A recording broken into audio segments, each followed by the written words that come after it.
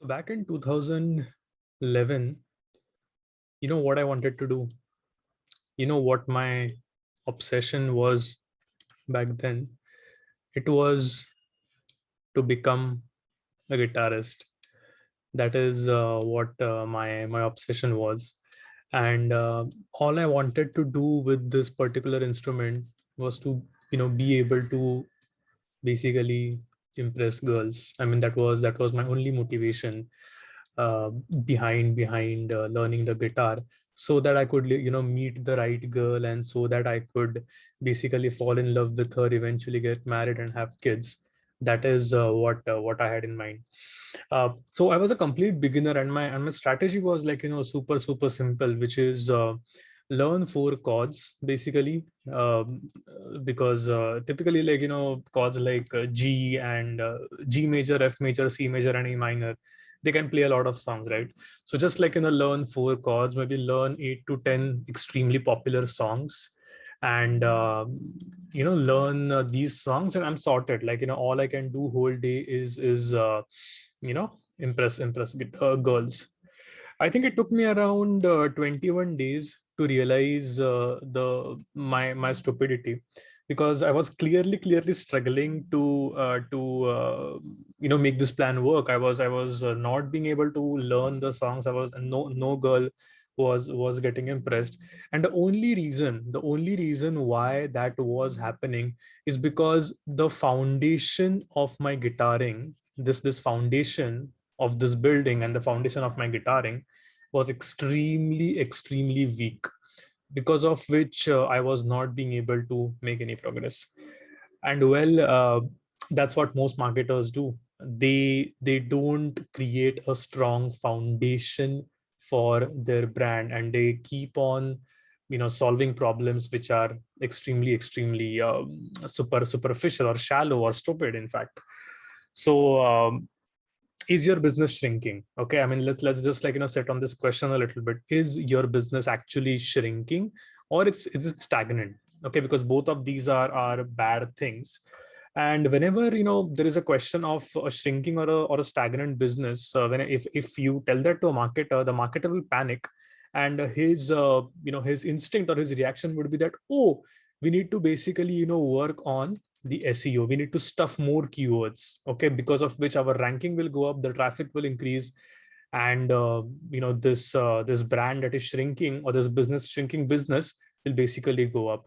Or they will talk about performance marketing, that hey, you know what, we need to just work on the performance marketing part and ensure that our ads are doing a little bit better.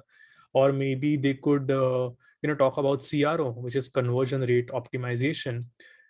In most of the cases, these are not the right problems. These are not the foundational problems. And the same mistake that I was making as a guitarist, the marketers make, which is that they don't address the foundational problem, and instead they keep addressing these shallow, stupid uh, problems. And you know what the foundational problem here is? The foundational problem here is not that your SEO is not working, not that your performance marketing is not working. It's not even about the CRO. The problem is that your business has become a commodity, the hated C word. Your business has become a commodity, because of which all of this is happening. So now, what is a commodity business? Well, when was the last time you traveled with an airline? And if you remember buying the ticket, what are the parameters that you considered while buying the ticket?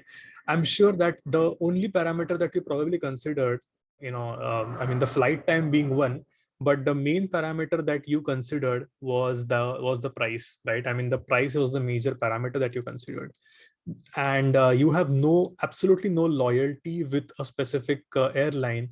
And the reason have no loyalty and you make a decision based on price is because the airline industry is basically a commodity industry. And it's not just the airline industry. Even if you look at the telephone network operators, it's the same.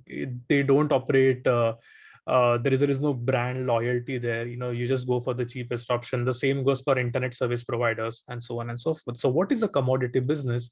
A commodity business is the opposite of a brand. If an individual does not pick your business is not willing to pay a premium for your business, then your business has become a commodity. If an individual is not ready to cross the road so that they can buy from you, if they're not willing to put in the efforts or the money to buy from you, and if they're going for the cheapest option, then your business has become a commodity, and they have stopped being a brand. Okay, now if you are saying stuff like, hey, you know what, we provide the best quality, that's a clear sign that you lie into this particular quadrant, because that's the least thing, or the last thing that you could be saying is the least differentiator, or something as generic as our customer support is amazing, or some other, like, very very bland things. If you say, it's clear that you have ran out of things to say, and your business has unfortunately become uh, a commodity. Now, the only way to get out of this is by stop being a commodity, because commodity business is the future is going to be really bad for commodity businesses. Why do I say that? Well, because I don't know if you guys have been observing, but FB and Google ads are getting more expensive by the day. Okay. The SEO is getting more and more smarter. The Google algorithm is getting more and more smarter by the day. And if you are, if you think that stuffing more keywords into your content is going to make your content go up, then you're absolutely wrong. Google is going to get smarter by the day, and this is not going to work anymore. CRO, you might argue, will work, but that's the thing. You can't create a good brand if the core is weak, and so no amount of CRO is going to save you. So all of these tactics, Facebook ads, Google ads, SEO, they are not going to really help the solve the core problem. And so I would urge you to not get into this, because the problem is at the core, which is the brand problem. It's not really a lead generation problem. It's more of a brand problem. Now, what are the signs, right? I mean, what are the signs that basically tell you that, okay, your brand has become a commodity? The one of the main signs is that the lead generation is not happening. You're not generating leads, and even if you're generating leads, they're coming at a high cost. That is precisely because your brand has become a commodity. That is one of the signs. The other sign would be that if the sales cycle is too long, then definitely that is a clear indicator that your brand has become a commodity.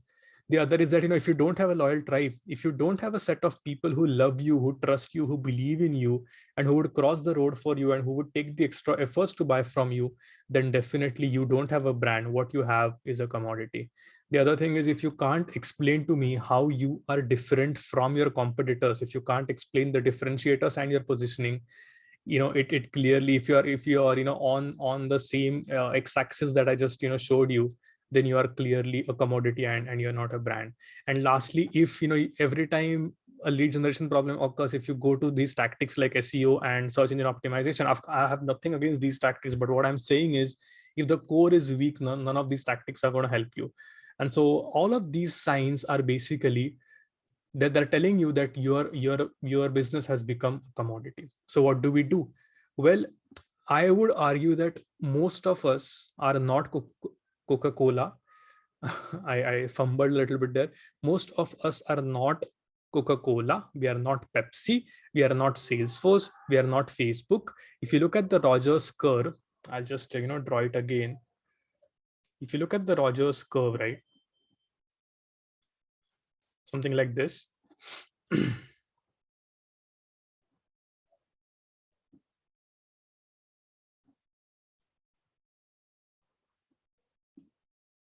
Yeah, if you look at the Rogers curve, which has these parts, right? There you have the early innovators, you have the innovators, sorry, then you have the early adopters, then you have the early majority, the late majority, and stuff. I would argue that for businesses like yours and mine, we need to focus on these guys, the early majority, the early adopters, because if at all you are a business which has, let's say, less than 100 or less than 50 employees, then all you need is a very small segment of the market, and your focus should be only on these early innovators and early adopters. And the idea here is to create a really really strong story, and a strong positioning only for these two people, or only for the early adopters and only for the early innovators, and ignore the rest because we don't even need everyone. We just need a small subset of the people, only for the early innovaters, I would write, or early adopters. That is the solution to get out of this particular rut, and basically to become uh, a brand which caters to a few. Now, are there examples of brands that have done that? Well, yes. In my previous video, which you should see, or in my previous blog post, I've written about Death Wish Coffee, which is now a big brand. But at that point of time, when they were focusing small, they had a very, very strong story, or a very, very strong positioning. In India, I like to talk about brands like Upekha, brands like Growthex, brands like um, the Whole Truth. I mean, these are the 2 3 brands which have really, really stopped being a commodity, and they have become a brand simply by focusing on a very specific audience and a very, very impactful story. Like I said, they only focus on their innovators and adopters, and they have a very strong positioning, because of which they're absolutely thriving.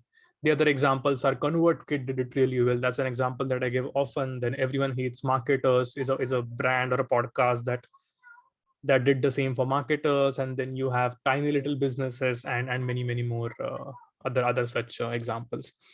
Now, all of this is good, but maybe you feel that, okay, Pranav, I understand that, I've got to have a strong story and a strong positioning, and I need to have it for a strong for a specific audience. How do I actually go about it? I mean, what are the steps? Now, unfortunately, there are no steps. I mean, if it was a stepwise exercise, everyone would have been able to do it. Unfortunately, there are no steps, but I can definitely leave you with a few questions that I've noted. The first one is, what's the biggest asset of your brand? Because that asset is going to help you create a strong positioning and a strong story, because you do need to fulfill your promise with your product or your service. So you do need to know what your biggest asset is. What is the specific audience that you can serve? Like I said, the smallest viable audience, the early innovators and the early adopters. Which are the specific people that you can serve? Because that will help you have a crisp story and a crisp positioning. What's the edge that you can choose? Do you want to be the quickest, the strongest, the smallest, the most sustainable, the safest? You can pick any of those. You have to go right to the edge. And I won't expand much on this because this is outside today's focus, but definitely would encourage you to check my video on Death Wish Coffee, where I've spoken about these edges. Then what is the bleeding neck problem? We don't want to solve any problem. We want to solve a very specific bleeding neck problem, because when I say bleeding neck, I basically mean a problem which is really, really causing a lot of pain to our prospects, and not just a generic problem that they're okay with ignoring. So what's the bleeding neck problem? How can you make your brand and your product remarkable? When I say remarkable, I mean worth making a remark about. How can others make, or how, if I interact with someone who has interacted with your brand, will they tell me about you, about your brand? Are you empowering your users or your prospects or your customers to spread the word about you? And the last is, how can you build trust with your audience? Because trust is a scarce resource. Do you want to start a blog? Do you want to start a podcast? Or do you want to build trust using some other mechanisms? That is the question. These are the questions that I'll leave you with. Now, what happened to me as a guitarist? Well, my guitaring shenanigans did not work for sure. I just failed to build a strong foundation, and that's a mistake that I would like to cover in other areas of my life. But overall, I hope this video you find it useful, and it gives you a push to move from being a commodity to a brand. Do subscribe to my email list. Let's have a chat. I would love to talk to you and discuss your business as well. This is Pranav signing off. Thank you so much.